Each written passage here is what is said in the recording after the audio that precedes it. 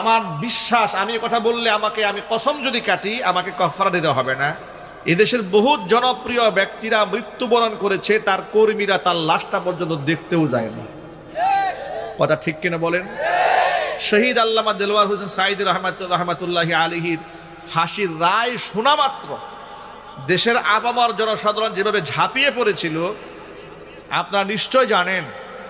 সম্ভবত 160 জন মানুষকে গুলি করে হত্যা করা হয়েছে। আপনি চিন্তা করেন একটা মানুষের ভালোবাসায় কতটুকু আসক্ত হলে 160 জন মানুষ অকাতরে জীবন দিতে পারে। বাংলাদেশের ইতিহাসে কোনো ব্যক্তির জন্য এতগুলো মানুষ জীবন দিয়ে দিয়েছে পৃথিবীর ইতিহাসে দেখাতে পারবে না, বাংলাদেশে দেখাতে পারবে না। ঠিক কিনা বলেন? আল্লাহর ওলি যারা, সে সমস্ত ব্যক্তিরা বাতিলকে কখনো ভয় করে না। শিরিক এবং বেদাতের বিরুদ্ধে তিনি একেবারে কঠিন ভাষায় মানুষের সামনে কোরআন সুন্নাহ তুলে ধরতেন। চট্টগ্রাম তাফসীর মাহফিলের সেই সময়, যে সময় গোটা চট্টগ্রাম অঞ্চল মাজারে ভরপুর, মাজারের আখড়া, সেই প্যারেড ময়দানে বসে বসে তিনি এই সমস্ত পীর পূজা আর কবর পূজার বিরুদ্ধে এমন হুঙ্কার দিতেন, এমন হুঙ্কার বাংলাদেশে কারো মুখ থেকে শোনা যেত না। ঠিক কিনা বলেন? শিরিক এবং বেদাতের বিরুদ্ধে গর্জে উঠেছিলেন। আল্লাহ তাআলা তবাকাত কোথায় বাড়িয়ে দিয়েছে। সুবহানাল্লাহ কর, আরো যখন সুবহানাল্লাহ। আমার মনে আছে আমি ফুলপুর ময়মনসিংহে একটা মাহফিল করতে গেলাম, এক বড় পুলিশের ঊর্ধ্বতন কর্মকর্তার দাওয়াতে। তিনি বললেন, হুজুর আমি পল্টন থানাতে ছিলাম, তো সেখানে থাকার পরে সাইদি সাহেব যখন কারাগারে, তখন তাকে এখানে রিমান্ডে আনা হয়েছিল। তো রিমান্ডে যখন তাকে এখানে আনানো হলো, তখন আমি তার জন্য রুমটা পরিষ্কার পরিচ্ছন্ন করে রেখে দিয়েছিলাম, একদম স্প্রে করে সাজিয়ে রেখেছিলাম। তো হুজুর আসলেন, এসে মুচকি হাসি দিয়ে বললেন যে ওসি সাহেব, থানার পরিবেশ কি এত সুন্দর থাকে নাকি? তখন উনি বললেন যে, আমি তাকে জবাবে বলেছিলাম, হুজুর আমার তো সৌভাগ্য যে আপনাকে খেদমত করার সুযোগ পেয়েছি। তিনি আমার কাছে গল্প করলেন, এই বছর গল্প, যে আমার সৌভাগ্য আপনার খেদমত করার আমি সুযোগ পেয়েছি। সুবহানাল্লাহ বলেন। আলেমদেরকে মানুষ কত মহব্বত করে, কতটা ভালোবাসে, আর আপনারা সেই সমস্ত আলেমদেরকে ধর্ষণকারী, রাষ্ট্রবিরোধী, মানবতা বিরোধী, খুনি, এই সমস্ত করে মানুষের সামনে তাদেরকে ছোট করতে চেয়েছিলেন। আপনারা কি তাকে ছোট করতে পেরেছিলেন? আরো যদি বলেন তো ভাই। তিনি যখন মারা গেলেন, শহীদ হলেন, তারা জানাজা পড়ার জন্য ঢাকা শহরের মানুষগুলো কেমন করেছে দেখেছেন আপনারা? অ্যাম্বুলেন্সের সামনে লোকেরা শুয়ে পড়েছে, তারা জানাজা পড়বে ঢাকা শহরে। আরে বাবা, আপনারা যাদের তার লাশ নিয়ে ষড়যন্ত্র করলেন, জানাজা পড়তে দেবেন না, আপনাদের লোকেরা মারা গেলে তো মাইকিং করে আপনার লোকও খুঁজে পান না। ঠিক কিনা বলেন? এরপরে তাকে কবর দেওয়া হবে খুলনাতে। সেখানে তার একটা কামিল মাদ্রাসা আছে, সেই মাদ্রাসার পাশেই। খুলনার কিছু কুলাঙ্গাররা বলল যে এই রাজাকারের লাশ খুলনাতে কবর দেওয়া হবে না। এই বেয়াদবি করলো। বেয়াদবি করার পরে তাকে কবরস্থ করা হলো পিরোজপুরের, যেখানে সাইদি ফাউন্ডেশন আছে, ওখানে কবর দেওয়া হলো। লোকের দেখেছি যে এই পর্যন্ত, তখন বৃষ্টি ছিল ওই দিন, আপনার মাঠে পানি, হাঁটু পর্যন্ত পানি। এই হাঁটু পর্যন্ত পানির মধ্যে সকাল থেকে ভোর থেকে 2টা-3টা পর্যন্ত বেলা পানির মধ্যে দাঁড়িয়ে থেকেছে হাজারো লাখো মানুষ জানাজা পড়ার জন্য। সুবহানাল্লাহ বলবেন না? এভাবে কোরআন শরীফ আয়াতটা শোনায় আপনাদেরকে। এগুলো টাকা পয়সা দিয়ে হয় না, এগুলো ক্ষমতা দিয়েও হয় না, এগুলো আল্লাহ প্রদত্ত নিয়ামত। ইন্নাল্লাযীনা আমানু ওয়া আমিলুস সালিহাতি সায়াজআলু লাহুমুর রাহমানু উদ্দা। যদি কেউ ঈমান আনে এবং ভালো কাজ করে, ওই সমস্ত ব্যক্তিদের জন্য মানুষের অন্তরে আমি আল্লাহ তাআলা মোহাব্বত পয়দা করে দেই। জোরে কোন সুবহানাল্লাহ। দেশের এইভাবে হক্কানি আলেমরা যেখানে মারা গেছেন, মানুষ তাদেরকে রাজকীয় শেষ বিদায়টা দিয়েছেন। মুফতি আমিনী রহমাতুল্লাহি আলাইহির বিদায়টা রাজকীয় বিদায় হয়েছে। জুবাইর আহমদ আনসারী রহমাতুল্লাহি আলাইহির বিদায়টা করোনার সময় রাজকীয় বিদায় হয়েছিল। ঠিক কিনা বলেন? আল্লামা আজিজুল হক রহমাতুল্লাহি আলাইহির বিদায়টা রাজকীয় বিদায় হয়েছে। এইরকম গোটা বাংলাদেশে আলেমরা যখনই বিদায় হয়েছে, লাখো লাখো মানুষ অশ্রুসিক্ত নয়নে জানাজার নামাজে শামিল হয়ে চোখের পানি ছেড়ে আল্লাহ রাব্বুল আলামিনের দরবারে তাদেরকে সঁপে দিয়েছেন। এই সমস্ত আলেমদেরকে আপনারা শত্রু বানিয়েছিলেন। কি অপরাধ ছিল আলেমদের আপনারা বলেন? আলেমরা ইসলামের কথা বলেছে, কোরআনের কথা বলেছে, আল্লাহর কথা বলেছে, রসুল পাক সাল্লাল্লাহু আলাইহি ওয়াসাল্লামের কথা বলেছে। আলেমরা আল্লাহর কথা বলতে গিয়ে আপনারা বাধা হয়ে দাঁড়িয়েছিলেন, আপনারা তাদের বিরুদ্ধে শত্রুতা পোষণ করেছিলেন। এবার হাদিস শোনায় আপনাদেরকে। ১৫০০ বছর আগে বিশ্বনবী মুহাম্মদ রাসূলুল্লাহ সাল্লাল্লাহু আলাইহি ওয়াসাল্লাম বলেছেন, কুন আলিমান, আলেমদের যেহেতু এত মর্যাদা, সম্ভব হলে নিজে আলেম হয়ে যাও। আলেম হতে পারো না, আও মুতাআল্লিমান, আলেমের ছাত্র হয়ে যাও, তাও পারো নাই। আও মুস্তামিআন, আলেমের শ্রোতা হও, তাও পারো না। আও মুহিব্বান, আলেমকে ভালোবাসো। এক নাম্বার নিজে আলেম হও, না পারলে আলেমের ছাত্র হও, তাও পারো না, আলেমের শ্রোতা হও, না হয় আলেমকে মহব্বত করো। ৪ নাম্বার ওয়ালা তাকুনিল খামিস ফাতাহালিক, ৫ নাম্বার হইও না, তাহলে ধ্বংস হয়ে যাবে। এর মানে খবরদার খবরদার খবরদার, আলেম বিদ্বেষী হয়ে যেও না, তাহলে ধ্বংস হয়ে যাবে। ১৫০০ বছর আগে মুহাম্মদ রাসূলুল্লাহ সাল্লাল্লাহু আলাইহি ওয়াসাল্লামের ভবিষ্যৎবাণী বাস্তবায়িত হচ্ছে সমাজে। আলেম বিদ্বেষী যারা হয়েছে, অপমান আর লাঞ্ছনা গঞ্জনার মালা তারাই গলায় পড়েছে। সাবেক বিচারপতি সাইফুদ্দিন চৌধুরী কালামানিক, এই কালামানিক টেলিভিশন টক শোতে বসে দম্ভ করে বলেছে, আমি সাইদি সাহেবরে ফাঁসির রায় দিছি। বলে নাই? মাত্র ১ মাসের ব্যবধানে রাষ্ট্র যখন উল্টায় গেল, গদি উল্টায় গেল, নৌকা উল্টায় গেল। তিলকালা ইয়ামুন উদাবিলুহা বাইনান নাস, এই দিন তো মানুষের হাতে, আল্লাহই পরিবর্তন করে দিয়েছে। কথা বলেন ঠিক কিনা? এরপরে উনি চোরের মতো, এতিমের মতো, ভিক্ষুকের মতো পালাতে গেছে, কলা পাতার মধ্যে শুয়েছিল নৌকার মধ্যে। কি এতিমের মতো দৃশ্যটা! অ্যাডভোকেট তাজুল ইসলাম সাহেব বলেছেন, অন্তত পক্ষে এই ছবিটা বিচারকদের মাথার উপরে ঝুলায় রাখা দরকার, যাতে করে বিচারকরা বিচার করতে গিয়া তারা একটু টের পায়, একটু তাকায় দেখে, উল্টা পাল্টা রায় দিলে এইরকম কালামানিকের মতো ভবিষ্যৎ হবে। কথা ঠিক নেবে? ঠিক। আমি আপনাদের কাছে বলতে চাই, সেটা হলো আলেমদের সম্মান এটা আল্লাহ পাক দিয়েছেন।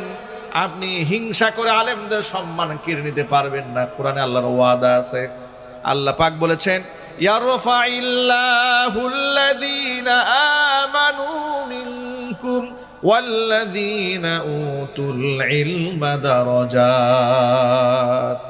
ইমানদারদের সম্মান আমি আল্লাহ পাক বাড়ায় দেব। ওয়াল্লাযীনা উতুল ইলমা দারাজাত, যে সমস্ত ব্যক্তিদেরকে আমি ইলম দান করেছি তাদের সম্মানটাকে আমি আল্লাহ পাক বাড়ায় দেব। নবী করিম সাল্লাল্লাহু আলাইহি ওয়াসাল্লাম বলেছেন, ফাদলুল আলিমি আলাল আবিদি কাফাদলি আলা আদনাকুম। ও সাহাবীরা, তোমাদের মতো আদনা মানুষের উপরে, একেবারে আদনা সাহাবীর উপরে আমি নবীর মর্যাদা যেমন, সাধারণ আবেদদের তুলনায় আল্লাহর কাছে আলেমের মর্তবা ঠিক তেমন। একটা আলেমের মর্যাদা এত বেশি, আলেম যখন রাস্তায় হাঁটে, আকাশের আলেম যখন রাস্তায় হাঁটে, তখন পিঁপড়া পর্যন্ত আলেমের জন্য দোয়া করে, সমুদ্রের মাছ পর্যন্ত আলেমদের জন্য দোয়া করে। জোরে করেন সুবহানাল্লাহ। কিয়ামতের ময়দানে ৩ শ্রেণীর মানুষকে আল্লাহ তাআলা সুপারিশ করার পারমিশন দিবেন। কয় শ্রেণী? আরো জোরে কোন কয় শ্রেণী? এই অপারেটর আওয়াজটা একদম নাই হয়ে গেল। কি ব্যাপারে, কি ডিস্টার্ব করে মাইকে, বুঝলাম না কিছু। হ্যাঁ, আওয়াজ ঠিক করেন, আওয়াজ ঠিক করেন, আওয়াজ বাড়ান। এক কথা এতবার বললে তো ওয়াজের পয়েন্ট হারাই ফেলবো।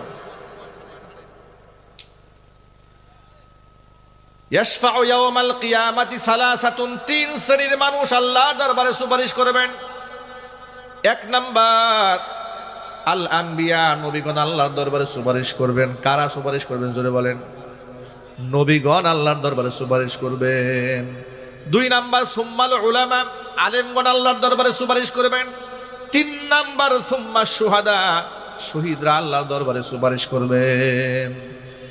নবীরা সুপারিশ করার আগে সর্বপ্রথম হাসরের ময়দানে মানুষগুলা পাগল পারা হয়ে আদম আলাইহিস সালাতু ওয়াস সালামের সামনে যাবে, বলবে আনতা আবুনা, আপনি আমাদের পিতা হন, ওয়াসফা লানা, আপনি আমাদের জন্য সুপারিশ করেন। আদম আলাইহিস সালাতু ওয়াস সালাম বলবেন, আনা লাস্তু লাহা, আমি সুপারিশ করার অধিকার রাখি না, আমার হক নাই।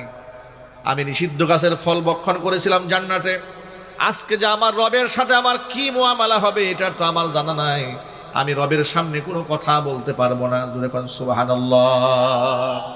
আদম আলাইহিস সালাতু ওয়াস সালাম কথা বলতে পারবেন না, তিনি বলবেন আমি তোমাদেরকে রাস্তা বাতলায়া দেই, তোমরা চলে যাও হযরত নূহ আলাইহিস সালাতু ওয়াস সালামের কাছে। নূহ আলাইহিস সালাতু ওয়াস সালামের কাছে লোকেরা যাবে, গিয়া বলবে ইশফা লানা, আপনি আমাদের জন্য একটু সুপারিশ করেন। নূহ আলাইহিস সালাতু ওয়াস সালাম একই ভাষায় বলবেন আনা লাস্তু লাহা, আমি এর উপযুক্ত নই, আমি আজকে আল্লাহর সামনে কথা বলার কোনো সাহস আমার নাই। আমি আমার উম্মতের জন্য বদদুয়া করে দিয়েছিলাম, অসংখ্য মানুষদেরকে আল্লাহ রাব্বুল আমিন পানির নিচে চুবাই মেরেছিলেন। আজকে যে আমার রবের সাথে আমার কি মুআমালা হয় আমার জানা নাই। আমি তোমাদেরকে পরামর্শ দেই, তোমরা চলে যাও মুহাম্মদ হযরতে ইব্রাহিম আলাইহিস সালাতু ওয়াস সালামের কাছে, তিনি জাতির পিতা হন। জোরে বলুন সুবহানাল্লাহ। ইব্রাহিম আলাইহিস সালাতু ওয়াস সালামের কাছে তারা যাবেন। ইব্রাহিম আলাইহিস সালাতু ওয়াস সালাম বলবেন আনা লাস্তু লাহা, আমি কথা বলতে পারবো না, আমি আল্লাহর সামনে আজকে কথোপকথন করতে পারবো না, তোমাদের পরামর্শ দিয়ে দিই তোমরা চলে যাও হযরত নবী মূসা কালিমুল্লাহর সাথে, তিনি আল্লাহর সাথে কথা বলেছেন, তার মর্যাদা আছে। লোকেরা মূসা কালিমুল্লাহর কাছে যাবেন, গিয়ে বলবেন ইশফা লানা, আমরা বড় বিপদে আছি, আমাদের জন্য একটু সুপারিশ করেন। মূসা কালিমুল্লাহ একই ভাষায় বলবেন আনা লাস্তু লাহা, আমি এর হক রাখি না, আমি আল্লাহর সামনে আজকে কথা বলতে পারবো না। তোমরা চলে যাও ঈসা আলাইহিস সালাতু ওয়াস সালামের কাছে, রূহুল্লাহি ওয়া কালিমাতুহু, সে আল্লাহ পাকের রূহ, পিতার ওরস ছাড়া মাতৃগর্ভে আল্লাহ পাক তাকে সৃষ্টি করেছেন, তার ভিন্ন একটা মর্যাদা আছে। লোকেরা দৌড়া ঈসা আলাইহিস সালাতু ওয়াস সালামের কাছে গিয়ে বলবেন ইশফা লানা, তিনি বলবেন আনা লাস্তু লাহা, আমি তো সুপারিশ করার উপযুক্ত নই, তবে তোমাদেরকে রাস্তা দেখিয়ে দেই, তোমরা চলে যাও দু জাহানের বাদশা ইমামুল মুরসালিন রাহমাতুল লিল আলামিন খাতামুল আম্বিয়া নবিয়ুনা মুহাম্মদুর রাসূলুল্লাহ সাল্লাল্লাহু আলাইহি সাল্লামের কাছে চলে যাও, তিনি একমাত্র এর হক রাখেন। হাসরের ময়দানে মানুষগুলো একদিকে ঝুঁকে পড়বে, আল্লাহর নবী সাল্লাল্লাহু আলাইহি সাল্লামের সামনে এসে বলবেন ইশফা লানা, আপনি আমাদের জন্য সুপারিশ করেন। নবীজি সাল্লাল্লাহু আলাইহি সাল্লাম তখন বলবেন আনা লাহা, আনা লাহা, নিশ্চয়ই আমি এর হক রাখি। জোরে কোন সুবহানাল্লাহ। নিশ্চয় আমি এর হক রাখি। এরপর আল্লাহর নবী মাকামে মাহমুদে সিজদায় পড়ে কান্নায় ভেঙে পড়বেন, আর আল্লাহর এমন সুন্দর সুন্দর প্রশংসা করবেন। নবীজি বলেন এমন শব্দে প্রশংসা সেদিন আমি আল্লাহর পাকের করব যে শব্দগুলো এই মুহূর্তে আমার জানা নাই। কিয়ামতে আল্লাহ তাআলা ইলহাম করে আমার অন্তরের মধ্যে ঢেলে দেবেন, ইলহামকৃত সুন্দর সুন্দর শব্দমালা দিয়া আমি আমার রবের প্রশংসা করব। একটা হচ্ছে শাফাআতে কুবরা, আরো হচ্ছে শাফাআতে সুগরা। প্রথম সুপারিশ বিচার কার্য শুরু করার জন্য আল্লাহর কাছে নবীজি করবেন, আল্লাহ পাকের কাছে দোয়া মঞ্জুর হবে, সুপারিশ কার্য শুরু হয়ে যাবে।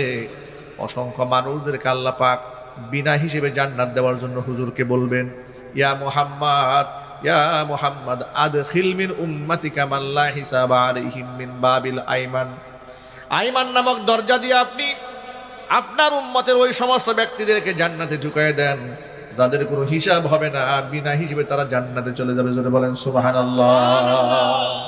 অসংখ্য ব্যক্তিদেরকে আল্লাহর নবী নিজে বাছাই করে জান্নাতে ঢুকায় দেবেন। আল্লাহর হাবিব সাল্লাল্লাহু আলাইহি ওয়াসাল্লাম দেখতে পাবেন তার উম্মতের অনেক মানুষ জাহান্নামের মধ্যে চলে গেছে গুনাহ করার কারণে। নবীজি সিজদায় পড়ে এমন ভাবে কান্না শুরু করবেন, আল্লাহ পাক বলবেন ও আমার হাবিব ইয়া মুহাম্মদ ইরফা রাসাক, মাথা উঠান, ওয়াকুল ইউসমা, আপনি যা বলবেন বলেন, আজকে আপনার কথা শোনা হবে। ওয়াসাল, তো আপনি আজকে চান আপনাকে দেওয়া হবে। ওয়াশফা তুশাফা, আপনি সুপারিশ করুন, আপনার সুপারিশ মঞ্জুর করা হবে। নবী করিম সাল্লাল্লাহু আলাইহি সাল্লাম মাথা উঁচা করে আল্লাহকে বলবেন রব্বুল আলামিন, আমার উম্মতের অসংখ্য মানুষগুলা জাহান্নামের মধ্যে পড়ে আছে। আল্লাহ পাক বলবেন ও আমার হাবিব, আপনার উম্মতের যে লোকেরা জাহান্নামে গিয়েছে, যাদের অন্তরে বুটের দানা পরিমাণ ঈমান আছে, এদেরকে বাছাই করে করে জাহান্নাম থেকে বের করে আপনি জান্নাতে ঢুকাইয়া দেন। এবার নবীজি বিরাট একটা অংশের মানুষদেরকে নিজ হাতে বাছাই করে করে জাহান্নাম থেকে বের করে নিয়ে আসবেন, জান্নাতে ঢুকাবেন। আবারও সিজদায় পড়ে কান্নায় ভেঙে পড়বেন। হুজুরকে আল্লাহ পাক এবারও বলবেন ইয়া মুহাম্মদ, ও মুহাম্মদ কি হয়েছে, আবার কেন কান্দেন? ইরফা রাসাক, মাথা উঠান। ওয়াকুল ইউসমা, আপনি বলেন শোনা হবে। ওয়াসাল, তো আপনি আমার কাছে চান, আজকে আপনার চাওয়ার দিন, আপনাকে দেওয়া হবে। ওয়াসফা তুশাফা, আপনি সুপারিশ করুন, মঞ্জুর করা হবে। নবীজি মাথা উঠায় আবার বলবেন উম্মতি উম্মতি, রব্বুল আলামিন আমার উম্মতের এখনো অসংখ্য মানুষ জাহান্নামের মধ্যে হাবুডুবু খাচ্ছে। আল্লাহর হাবিবকে দেখে আল্লাহ পাক বলবেন, ও আমার হাবিব, যাদের অন্তরে একেবারে আদনা মিন শাইরা, জবের দানার চাইতে কম ঈমান আছে, আদনা মিন বুররা, বুটের দানার চাইতে কম ঈমান আছে, এবার তাদেরকে বাছাই করে করে আপনি জাহান্নাম থেকে বের করে জান্নাতে ঢুকিয়ে দিন। দ্বিতীয়বারের মতো আল্লাহ নবী সুযোগ নেবেন, অসংখ্য মানুষদেরকে জাহান্নাম থেকে বের করে জান্নাতে ঢুকাবেন। এবার তৃতীয়বার আবারও সিজদায় পড়ে কান্নায় ভেঙে পড়বেন। আল্লাহ পাক একইভাবে বলবেন, মাথা উঠান, কি চাওয়ার চান, কি বলার বলেন, যা বলবেন শোনা হবে, যা চাবেন দেওয়া হবে। নবীজি সাল্লাল্লাহু আলাইহি সাল্লাম বলবেন, রব্বুল আলামিন এখনো পর্যন্ত উম্মতের বিরাট একটা অংশের মানুষ জাহান্নামে আছে। আল্লাহ পাক বলবেন, ও আমার হাবিব, আদনা মিন শাইরা, একেবারে বুটের দানার চাইতে কম, তার চাইতে কম ঈমান যাদের অন্তরে আছে, এদেরকে বাছাই করে আপনি জাহান্নাম থেকে মুক্ত করে জান্নাতে নিয়ে যান। আল্লাহ নবী সাল্লাল্লাহু আলাইহি ওয়াসাল্লাম অসংখ্য মানুষকে নিজ হাতে বাছাই করে জাহান্নাম থেকে বের করে জান্নাতে ঢুকাই দেবেন। জোরে কোন আল্লাহু আকবার। কয়বার হলো জোরে বলেন, আরো জোরে বলেন। এবার চতুর্থবার আবারও সিজদায় পড়ে কান্না ভেঙে পড়বেন। তিনবার আল্লাহর কাছ থেকে সুযোগ পেয়েছেন, একটা বার নিজের জন্য কিছু চাইলেন না, ছেলের জন্য চান নাই, মেয়ের জন্য চান নাই, পরিবারের জন্য কিছু চাইলেন না, আহলে বাইতের সদস্যদের জন্য কিচ্ছু চাইলেন না। এবার নবীজি কান্নায় ভেঙে পড়লেন। এবার আপনারা বলেন তো, নিজের জন্য কিছু চাওয়ার দরকার আছে না নাই? পরিবারের জন্য চাওয়ার দরকার আছে না নাই? কিন্তু আল্লাহ নবী সাল্লাল্লাহু আলাইহি ওয়াসাল্লাম একটিবারের জন্য চান নাই, মাথায় বার উঠালেন, আবার বললেন, কি চাবেন চান, আপনাকে দেওয়া হবে। নবীজি আবার শেষবারের মতো আবদার, শেষবার আবদারের ক্ষেত্রেও নিজের জন্য কিচ্ছু চাইলেন না, পরিবারের সদস্যদের জন্য কিছু চাইলেন না, হাসান এবং হুসাইন রাদিয়াল্লাহু তাআলা আনহুমা তাদের জন্য কিচ্ছু চাইলেন না, কলিজার টুকরা ফাতেমার জন্য কিচ্ছু চান নাই, খাদিজার জন্য কিছুই চান নাই। নবীজি সাল্লাল্লাহু আলাইহি ওয়াসাল্লাম এবার বললেন, রব্বুল আলামিন আপনার কাছে আমার শেষ চাওয়া, আমি এই মুহূর্তে আপনার কাছে আবদার জানাচ্ছি, আমি দেখতে চাই না কার অন্তরে কতটুকু ঈমান আছে, কি পরিমাণ ঈমান আছে, আমি দেখতে চাই না। শুধুমাত্র গোটা জীবনে একটা বার শুধু লা ইলাহা ইল্লাল্লাহ মুখের মধ্যে উচ্চারণ করেছে এমন মানুষ যারা জাহান্নামে আছে, আল্লাহ আপনি আমার পারমিশন দেন, ওই মানুষগুলাকে আমি জাহান্নাম থেকে বের করে জান্নাতে ঢুকিয়ে দিই। আল্লাহ রাব্বুল আলামিন আল্লাহর হাবিবকে থামাই দিবেন, মুহাম্মদ সাল্লাল্লাহু আলাইহি ওয়াসাল্লাম আপনি থেমে যান, আপনি যত আবদার করেছেন সব আবদার পূর্ণ করা হয়েছে, কোন আবদার আপনার অপূর্ণ রাখা হয় নাই। আপনার সাথে আমার ওয়াদা আছে, ইন্না সানুরদিকা ফি উম্মাতিকা ওয়ালা নাসুকা, আপনার উম্মতের ব্যাপারে আপনাকে আমি সন্তুষ্ট করেই ছাড়বো, আপনার উম্মতের ব্যাপারে আপনার অন্তরের মধ্যে আমি কোনো কষ্ট রেখে দেব না। ওয়া ইজ্জাতি ওয়া জিবরিয়াই ওয়া কুদরতি, আমি আমার ইজ্জতের কসম করে বলছি, আমি আমার রাজত্বের কসম করে বলছি, আমি আমার ক্ষমতার কসম করে বলছি, লা উখরিজান্না মান ক্বালা লা ইলাহা ইল্লাল্লাহ, গোটা জীবনে একটিবার শুধু যারা লা ইলাহা ইল্লাল্লাহ মুখে উচ্চারণ করেছে বিশ্বাসের সাথে, ওই সমস্ত ব্যক্তিদেরকে আপনি নন, আমি আল্লাহর নিজ দায়িত্বে জাহান্নাম থেকে বের করে জান্নাতে ঢুকিয়ে দেব। আমার প্রিয় ভাইরা, আল্লাহর নবী সাল্লাল্লাহু আলাইহি ওয়াসাল্লাম আমাদেরকে এত মোহাব্বত করেন আর এতটাই ভালোবাসেন যে সুযোগ যতবার পাবেন শুধু আমাদের জন্যই চাবেন। এই জন্য কোরআন মাজিদের সূরা তাওবার একেবারে শেষ প্রান্তে আল্লাহ রাব্বুল আমিন বলে দিয়েছেন, লাকাদ জাআকুম রাসূলুম মিন আনফুসিকুম আজিজুন আলাইহি মা আনিতুম হারিসুন আলাইকুম বিল মুমিনিনা রাউফুর রহিম।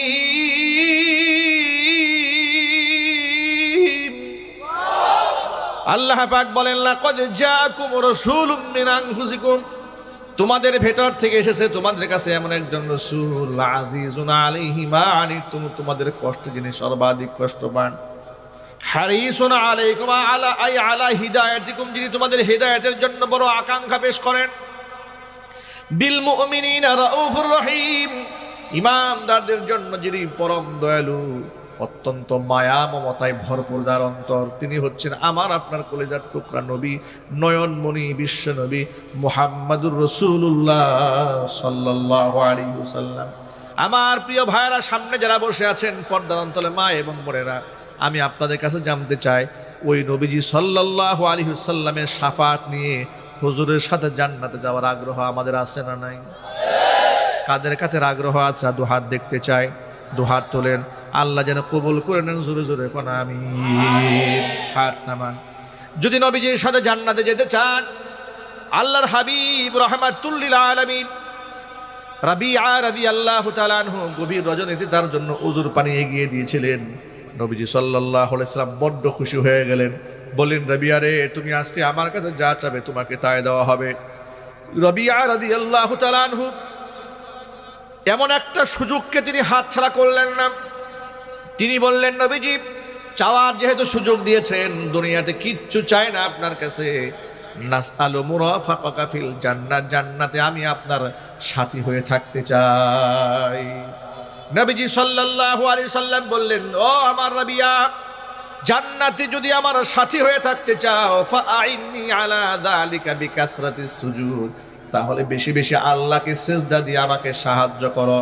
আল্লাহকে যে ব্যক্তি বেশি সেজদা না দেবে, সেই ব্যক্তি আমি মুহাম্মদ সাল্লাল্লাহু আলাইহি ওয়াসাল্লামের সাথে জান্নাতি হতে পারবে না।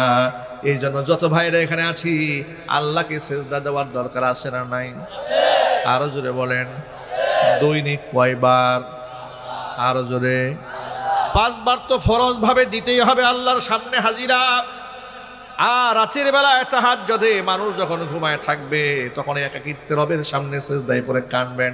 নবীজি সাল্লাল্লাহু আলাইহি সাল্লাম বলেছেন, আফসুস সালাম ওয়া আতঈমুত তুআম ওয়া সাল্লু ওয়ান নাসু নিয়াম। মানুষের মাঝে, সমাজের মধ্যে সালামের প্রচার প্রসার ঘটায় দাও।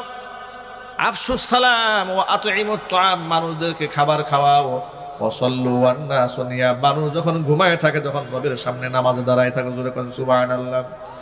নামাজের ব্যাপারে কোনো উদাসীনতা চলবে না, কোনো গাফিলতি চলবে না। আল্লাহর কসম করে বলছি, কোনো পীরের পায়ে সেজদা দেওয়া যাবে না, হারাম। ঠিক না? জোরে বলেন। মাজারে সেজদা দেওয়া হালাল না হারাম? পীরের পায়ে সেজদা দেওয়া হালাল না হারাম? কিন্তু বাংলাদেশে মাজারে সেজদা আছে না নাই? পীরের পায়ে সেজদা আছে না নাই? আপনাদের পার্শ্ববর্তী সুরস্যের দরবার, ঠিক নেবে ঠিক? আহারে অবস্থা, সুরেশ্বর দরবারের অবস্থা দেখলে কান্না আসে।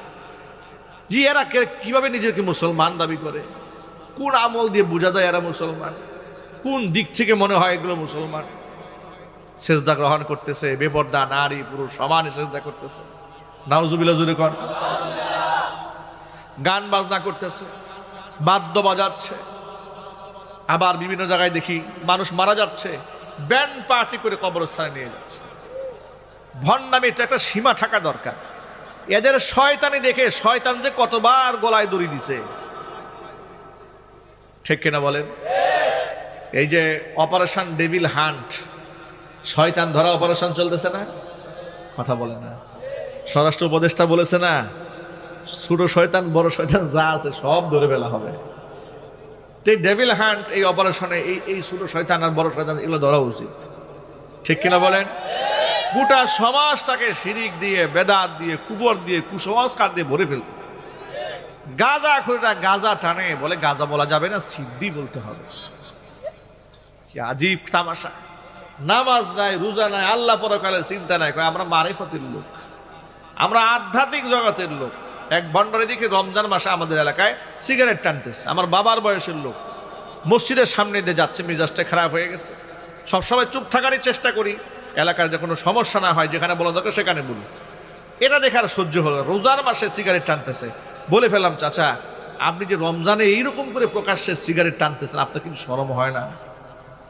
আমাকে জবাব কি দেয় বলেন? আমাকে জবাব দেয়া বলে, তোমার তো বয়স কম, তুমি এটা বুঝবা না, তোমরা শরীয়তের হুজুর, এটা মারিফতের অনেক উপরের ব্যাপার।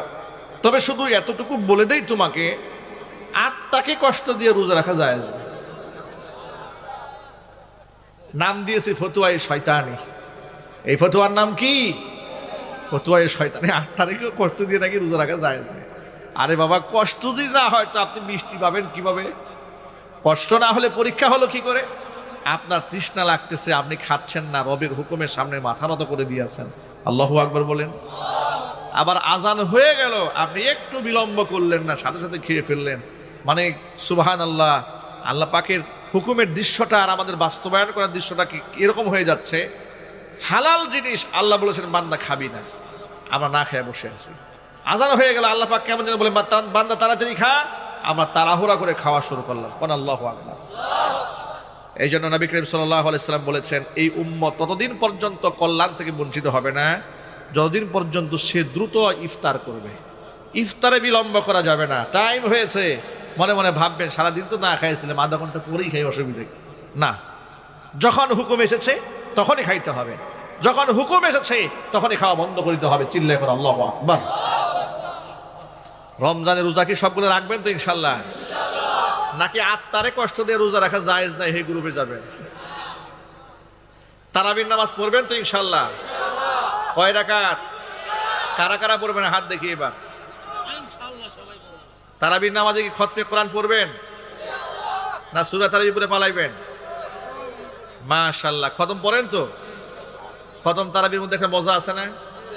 আরো জোরে। আমি 2001 সাল থেকে 2020 টানা 20 বছর খতমে তারাবি ধারাবাহিক পড়েছি আলহামদুলিল্লাহ। এখনো মাঝে মাঝে পড়ায়, এখন তো ব্যস্ততা বেড়ে গেছে, বয়স হয়ে গেছে, এখন একটু কম পড়ায়, কিন্তু পড়ায়। এর মধ্যে আলাদা একটা মজা আছে। 2004 সালে ধানমন্ডি জামে মসজিদে আমি খতমে তারাবি পড়াতাম। 300 হাফেজ সাহেব ইন্টারভিউ দিয়েছিল, ওখানে ফার্স্ট ক্লাস ফার্স্ট হয়েছিল, মনে আছে। আমাকে যখন সিলেক্ট করে শুধু সূরা ফাতিহা পড়ে, মনে করে এত হাফেজ সবার তো পড়াশোনা সম্ভব না, এখন বাছাই করবি কি হবে? পরীক্ষক যারা মুমতাহিন যারা ছিলেন তারা সিদ্ধান্ত নিলেন প্রথমে সবার কাছ থেকে শুধু সূরা ফাতিহা শোনা হবে। কি শোনা হবে? শুধু সূরা ফাতিহা, আর কিছু জিজ্ঞেস করা হবে না। ফাতিহা যদি পছন্দ হয় এরপরে ইন্টারভিউ হবে, না ইন্টারভিউ হবে না। মোটামুটি ফাতিহা পড়তে গিয়ে 200 বাদ হয়ে গেছে। আর আমি ফাতিহা পড়ার আগে শুধু আউযু বিল্লাহি মিনাশ শাইতানির রাজিম আর বিসমিল্লাহির রহমানির রহিম পড়ার পরে আমাকে সিলেক্ট করে বলে আপনি এই পাশে বসেন। শুধু একটু বলেছিলাম আউযু বিল্লাহি মিনাশ শাইতানির রাজিম বিসমিল্লাহির রহমানির রহিম, বাস একটু বললাম, আর লাগবে না, আপনি এখানে বসেন। আলহামদুলিল্লাহ বলেন। তারাবি নামাজে ছোট ছোট ছেলেরা আসতো। একটা ছেলের নাম ছিল তাওসিফুর রহমান, সম্ভবত ক্লাস 6-এ পড়তো। একদিন আমাকে এসে বলে, হুজুর তারাবির নামাজটা আজকে একটু তাড়াতাড়ি পড়াবেন। আমি বললাম কারণ? নামাজ তো বাদ দিতে মনে চায় না, আপনি যে নামাজ পড়ান নামাজ বাদ দিতে মন চায় না, কিন্তু 9টা বাজে একটা নাটক আছে, নাটক দেখতে মন চাচ্ছে, কোরআন তেলাওয়াত বাদ দিতে মন চাচ্ছে না, তো মুশকিল হয়ে গেছে, একটু তাড়াতাড়ি পড়ানো যায় কিনা। নামাজের তেলাওয়াতের মজা থাকলে আর এর রুহটা, এর মজাটা যারা একবার বুঝেছে, কোরআনের আকর্ষণ যারা একবার ধরেছে, পৃথিবী একদিকে কোরআন একদিকে, ঠিক কিনা যদি বলেন? কোরআনের বাণী যে আল্লাহ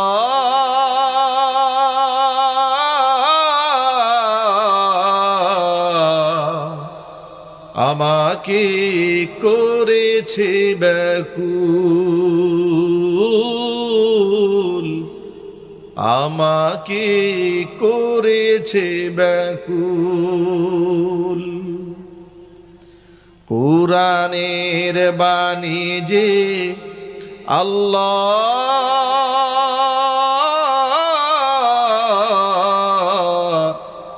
আমাকে করেছে ব্যাকুল, আমাকে করেছে ব্যাকুল। তাই তো মন উথলে উঠে, প্রাণ আমার হয় যে আকুল, আমাকে করেছে ব্যাকুল, আমাকে করেছে ব্যাকুল। সকল যুগের মানুষ জানে কি মহিমা আল কুরআনে। সকল যুগের মানুষ জানে কি মহিমা আল কুরআনে। এমন মধু পেয়ে হে আল্লাহ, এমন মধু পেয়ে আল্লাহ, চিনতে কি কেউ করে ভুল, চিনতে কি কেউ করে ভুল। কুরআনের বাণী যে আল্লাহ